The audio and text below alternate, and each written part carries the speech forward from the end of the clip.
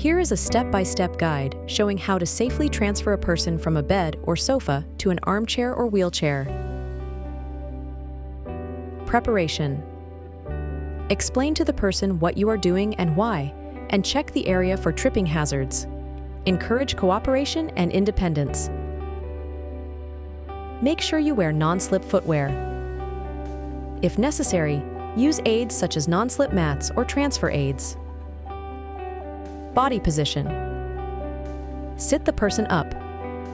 The person should sit upright and feel safe. Ensure that the feet are firmly on the floor. Place the armchair or wheelchair to the side of the sofa or bed and engage the brake. Carrying out the position change. Ask the person to lean forward slightly. Stabilize the person. At this point, the person can place their arms around your neck. Squat down slightly, lift the person out of the bed or sofa, and turn them carefully towards the armchair or wheelchair.